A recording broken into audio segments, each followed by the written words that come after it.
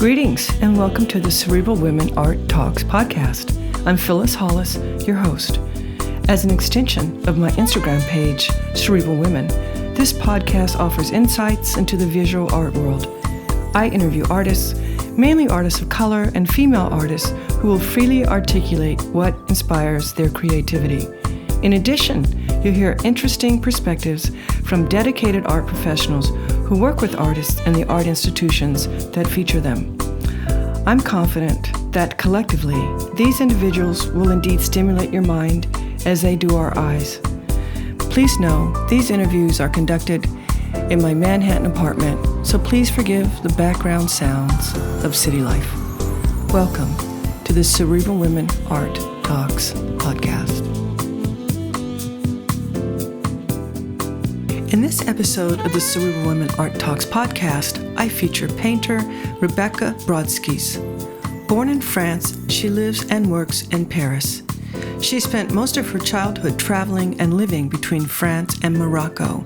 She studied painting in Paris and London, and she also completed a master's degree in sociology, focusing her research on the themes of vulnerabilities and social crisis. Exploring the borders of the sensible world, Rebecca's work evolves between conscious and unconscious spaces, leading to a reflection in the existence, the self, and the otherness. The idea of being in an in-between is very prominent in her work. This intermediate space at the crossroads of empirical reality and imagination, order and disorder, materialism and spirituality, determinism and freedom. She has participated in several solo and group exhibitions globally: London, Berlin, Tel Aviv, LA, Paris, Budapest, and others. Her work is held in important global private and public collections.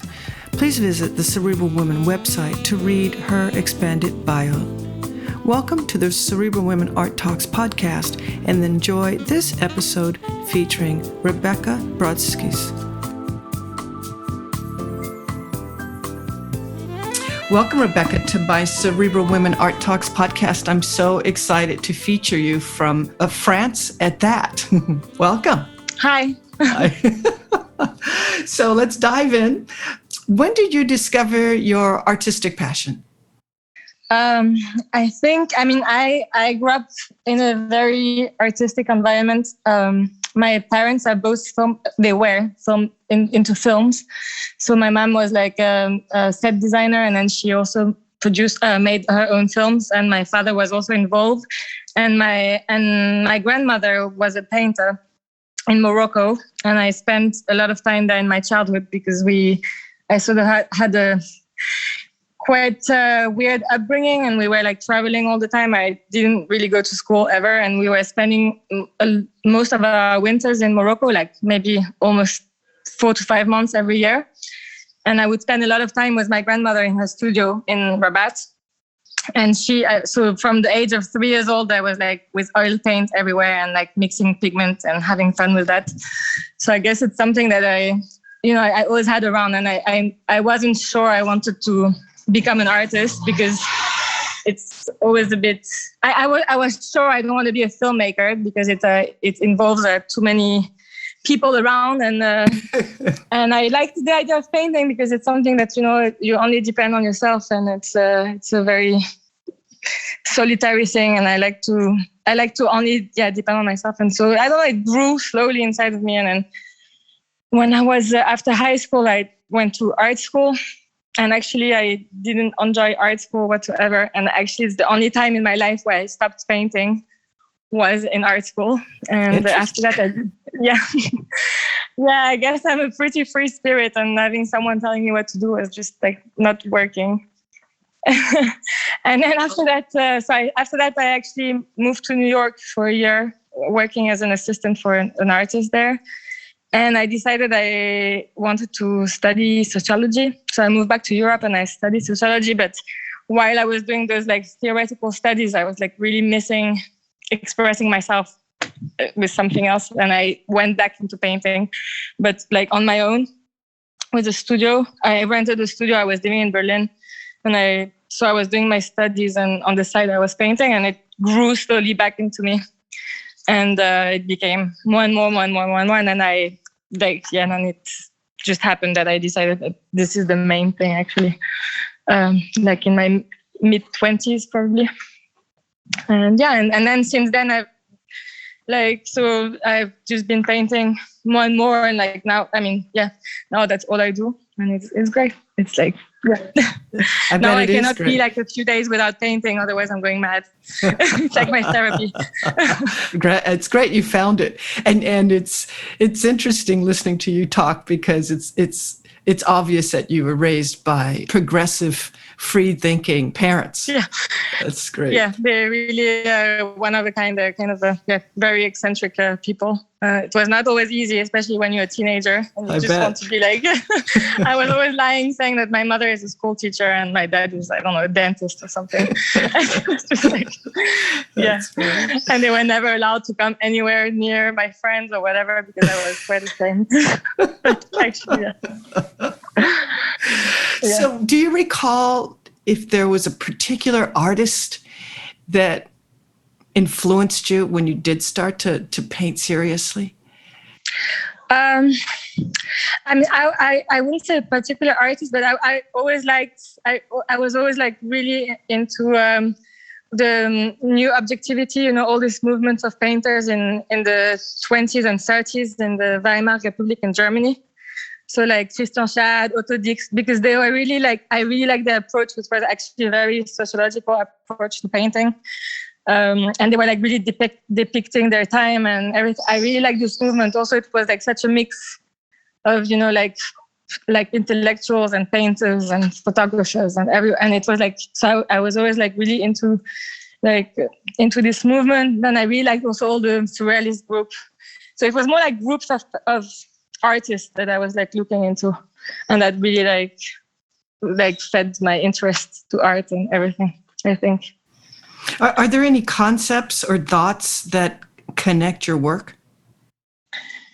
As I said, I mean, I studied sociology then, and I'm really into watching people, not in a bad way, but I'm really into like observing the society I'm living in, and I think all my paintings are definitely like around that. I feel like it's a sort of diary, a retranscription of my everyday life and travels, and at the same time, so the society I'm living in. And I feel like as an artist, you're kind of observing your time, digesting it, and then reproducing it into images. So that's how I would say how I feel about it, and that's the connecting thing between everything. It's like it's my surroundings, and like it's a way for me to understand and analyze the society I'm living in, I would say. Mm-hmm. In your figurative work, you paint white and black. Yes. And where did that inspiration come from? So I've always lived in very mixed social background. Like I've moved a lot. So I was living a lot in Morocco as a kid, and then each time, like, I mean, I don't know. Again, I was also like in Paris. My studio was based in Saint-Denis, which is like a suburb outside of Paris, which is like really mostly black.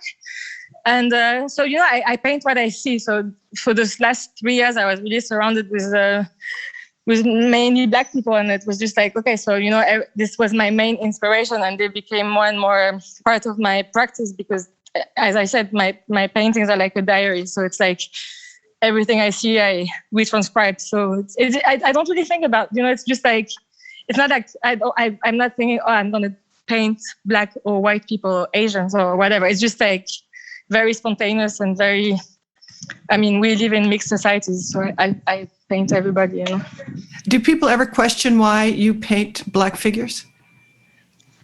Do they object? Not really, but then sometimes some galleries will be like, oh, you like for each exhibition, like I cannot, for example, because I'm white myself, like it would be misinterpreted if I only would show portraits of Black people, because then it's like, but which I find weird, myself. I don't know. I don't think because you're Black, you should paint only Black people, or because you're white, you should paint only white people. You know what I mean? Like, I think you should be able to paint everybody or whatever you feel like painting without. I agree. So when you enter your studio and you're looking at a blank canvas, what overcomes you? What goes through your mind? How do you feel? So I'm very spontaneous, and I'm like, I barely draw. I maybe do a very fast sketch. And what I do, first of all, is like I cover the whole canvas with paint. Like, I don't leave a space without any paint. That's just the first layer. It's just like, let it all go out.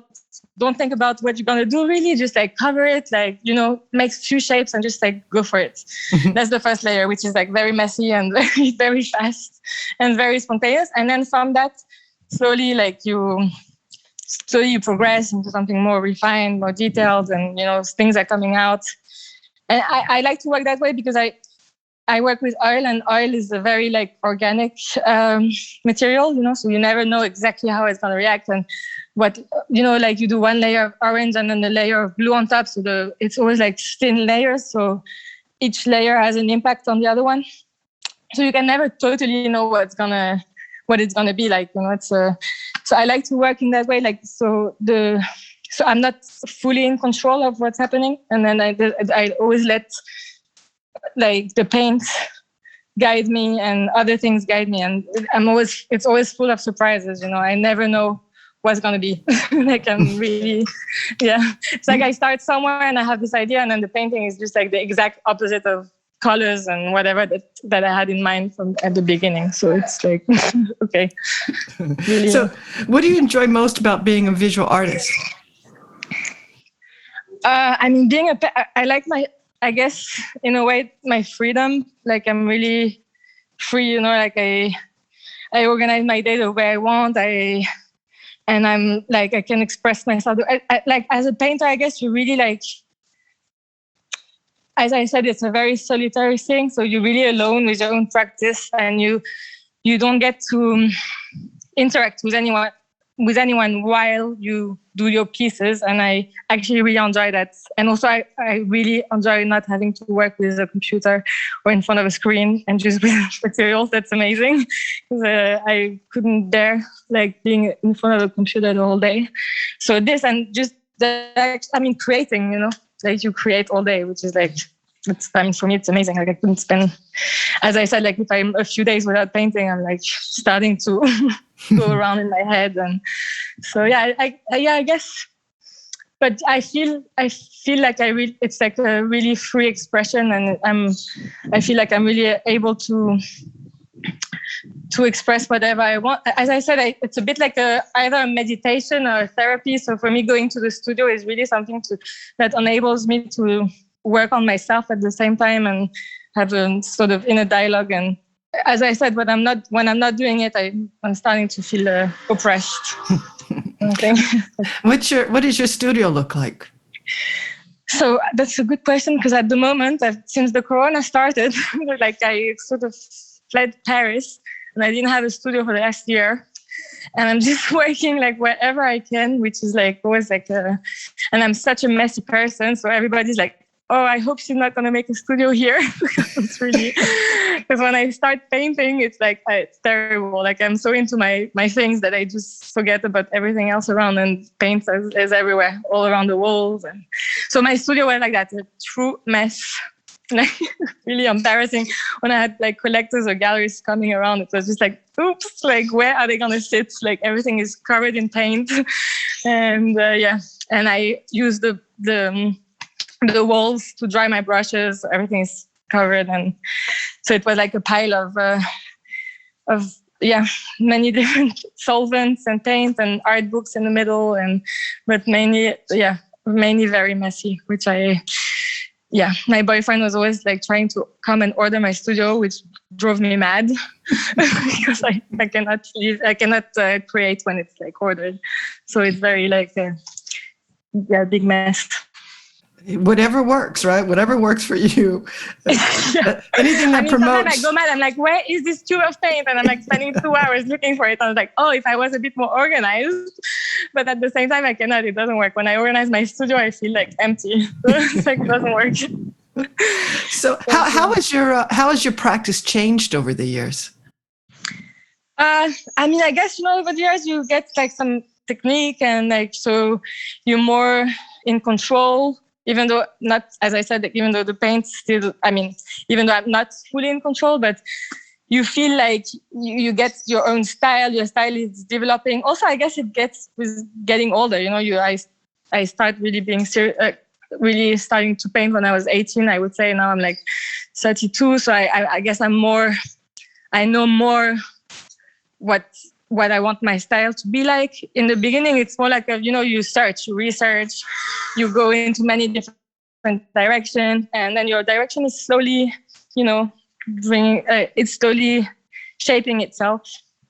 But this is also a bit dangerous, I have to say, because sometimes you also can get stuck into something and your technique is like too present. Because I feel like, I don't want to be a technician. And I think it's not, as an artist, you don't need to be a technician, it's two different things. Like, so you also have to be careful if your technique is becoming too good and precise, not to let it, to be too present in a way. So I think the idea is always not to get stuck into something and to always look for the evolution, So not to be afraid of like trying new things and to experiment, even though you have a defined style and you feel comfortable with the style you have. I think you should always question and try to push yourself further. I don't know if I answered the question. Yeah, you did. When do the titles of your work enter the creative process? So this really it depends. Some is like just after people that I know or whatever. So then I just use their name. And then this is set from the beginning. And then some it's like, some they come, I don't know, it depends. Like some come during the process itself, some come at the end, some come actually just before the show. I'm like, oh shit, there's 2 paintings. They don't have a name yet. And then I'm like, okay, what am I going to call them? And then I just try to think but so it really varies. Like there's no, as I said, like my practice is really I don't know. I don't really think anything ahead and things come or don't come. And So, but then for names, it's mainly if it's a portrait of someone I know, then it will be named after that person. And then if it's a scene, then usually it's I'm trying to connect things around. So it can be an idea. It really varies. It's very different each time. And what do you feel is the purpose of art? For me, it's I see art as a way. It's like poetry, It's like something that allows you to take a step back, take a moment. When I go to a museum, it's really suddenly I managed to escape the everyday world and to travel somewhere else, through looking at a piece. I guess it's just allowing escapism. I don't know if you say it like this in English, but to just take a moment to escape and to go somewhere else with your mind. What do you feel is the definition of an artist? So an artist is, for me, it's a poet or someone that translates reality into something else. And it's someone that is able to transform reality into something else, to bring some other emotions to. What are you excited about now? Now I'm really excited. I have many amazing projects coming up, and it's really great. I have to say, since a couple of years, it's really, I really have a lot of work and many very interesting people that I'm collaborating with and travels. And now the next thing that I'm really excited about is I'm going on a 3-month residency in Dakar, in Senegal. So I think this is going to be really amazing. I'm going to do the residency with another artist. We're going to collaborate on a show there. And I'm really looking forward to that because I really like traveling. So it's going to be and discovering new place. And I think it's going to bring a lot to my practice to be there. So I think that's going to be nice. What is the duration? Did you say 3 months? I'm going to stay there 3 months. I'm leaving in October. It's a nice amount of time to be someplace else. Yeah. Yeah. Yeah. What is your favorite quote and why? So I think my favorite quote, I really like this French poet that's called Baudelaire. Maybe you know about him. He's quite famous. Yes. And he has a quote about art and artists that I think is really nice. It's in French, it's l'artiste, le vrai artiste, le vrai poète ne doit peindre que selon qu'il voit et qu'il sent. Il doit être réellement fidèle à sa propre nature. Which means that actually, really, I love this quote because this is exactly how I think. I mean, it really transcribes how I feel about art. That the true artist, the true poet is someone that needs to paint according to what he sees and feels, and to be really like loyal to your own nature, you know. Mm-hmm. Not to try to do something because of someone else, you know. Can you translate that for me? Okay, I'm trying. So the artist, the true artist, the true poet should paint only accordingly to what he sees or feels, and he has to be loyal to his own nature. It's beautiful, beautiful, and accurate. That's great. Yes, I think so. Yeah, this is a great conversation. On the topic of COVID and Black Lives Matter. Yeah. How do you feel the art world was impacted by that? To be honest, I mean, I'm going to sound so disconnected, but I'm actually trying to disconnect myself to any of this because I don't know. For me, I feel like, as I said, like as an artist, I don't feel like I need to be so connected to the. I know many people, if they listen to that, they're gonna say something I'm totally wrong, but that's how I feel. Like I don't feel like I don't know. I feel like I try to disconnect myself anyway from all these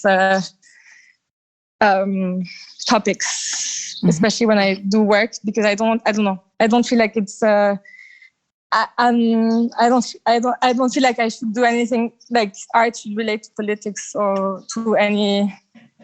I don't know, like in that sense. I don't know if I make sense. I mean, you live in France. It happened here in the U.S. No, but it also, I mean, in France also, we also have the same kind of problems here. Mm-hmm, mm-hmm. Not as bad, but still. Right. Yeah. So it's a fair question then. yeah, no, it is. But I'm saying like I'm not really following any of that, and I mean, it's not that I'm not following. Of course, I'm following, but it's just like I don't feel. I don't know. My practice anyway is not connected to this the time to this kind of time. You know what I mean? It's connected to what I see and live, but not to the news and everything, because I feel like I'm never watching any TVs or news or anything, because I feel like it's too far away. It's not that I feel like I can only understand what I really live myself. You know what I mean? I do. I understand. So that's what I transcribe in my art, and what I feel like I can be really honest about, and the rest, what I'm not really living myself, and I'm not. I mean, COVID, I also lived it myself. Actually, I ran away when it happened. I went away, and I was trying also not to think about it. And yeah, I understand. Believe me, this has been a great conversation. I would say this one thing: the only thing that COVID really was very frustrating to me is just because I paint people, and now people have masks, and this is really terrible. Because it's like, where are all the individuals? Where are we all gone? We all look the same, and this is like the worst for me, really. That's funny. Like, that's like, yeah. They stole my inspiration. That's great. I never thought about that, but you're absolutely right. I'm sitting on trains, and usually that's like, I mean, in my daily travels, that's where I'm getting all my inspiration. And now I only see masks and I'm just like, what? I'm like, what am I supposed to paint now? So that's terrible. That's great. That's great. So our last question, what do you feel is your role as an artist? So for me, I think for me, this question is a bit similar to the one of what art should bring. I think we're supposed to enable people to just like think about other things for a second, to escape reality and to, like go on with your imagination, go in front of the painting and escape for a moment, That's why I feel like, now, like the idea of bringing art into like public space, it's amazing because, it's really, as an artist, I think we should enable people to just take some time out, take some time for themselves and take some time to just look at a piece and travel in their mind. And that's why I'm not really into like exact political art, because for me, art is supposed to be like a dream, like something that, and that's how I feel. So an artist would be that, someone who takes you to other dimensions. So yeah, someone that enables you to travel, to go to other spaces, mental spaces. Well, I certainly do that. And I love interviewing artists. I love being in your world. Thank you so much, Rebecca, for your time. Thank you for Pleasure. You're my first French Parisian interview. So thank you so much. Okay. Take care. Okay. Great. Thanks. Bye. Thank you for listening to Cerebral Women Art Talks podcast. For additional content, please visit cerebralwomen.com and be sure to follow Cerebral Women on Instagram.